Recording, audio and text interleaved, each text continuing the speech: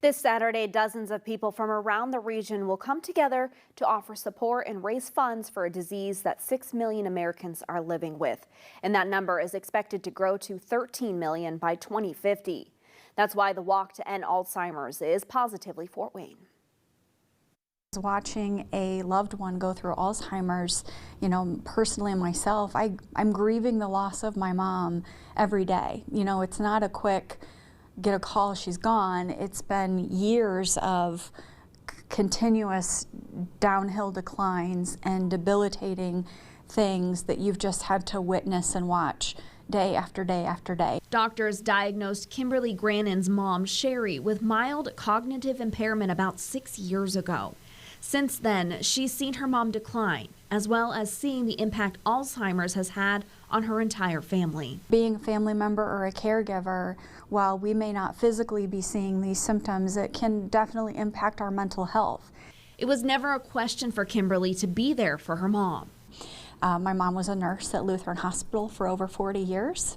And so thankfully, I got to see that, my mom took care of me through some pretty major, physical things when I was a youngster. And I just now look at my mom and say she spent all that time taking care of me, and it's my turn to take care of her. It can be a lonely and challenging process, but Kimberly found support. Sometimes people think that they have to go through this alone, or they don't want to talk about it necessarily, but oftentimes talking about it is what helps the most.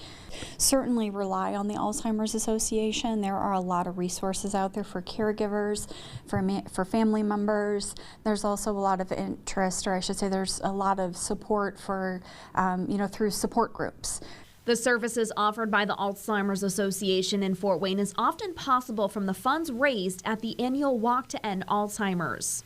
Many of the funds do stay local to support those programs and services that we offer to local families who are affected. So caregiver support groups, education programs, those types of things, and they're all free of charge thanks to the walk. And then some of the funds go toward research, and research is happening here in Indiana and all around the world. And we take the position that we don't care where the cure comes from. We think it's an all hands on deck sort of a thing. And so, we fund research all over the world. The Alzheimer's Association also says the walk promotes the feelings of not being alone in this fight. And they see the number of people who are there because they too have been personally affected.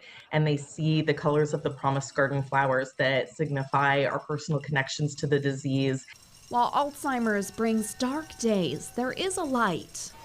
There's some hope out there that hopefully they can find a cure, continue to build resources available to not only those living with it, but also their caregivers and their loved ones. And so, I am a hopeful person, and I hope one day that there will be generations living without Alzheimer's. And part of that research that Laura was talking about includes new FDA-approved treatment for those in the early stages of an Alzheimer's diagnosis. The Alzheimer's Association says because of the Walk to End Alzheimer's, the organization was able to provide funds for research which helped make the treatment possible. The Fort Wayne Walk to End Alzheimer's is this Saturday at Parkview Field. The gates open for the walk at 9 a.m.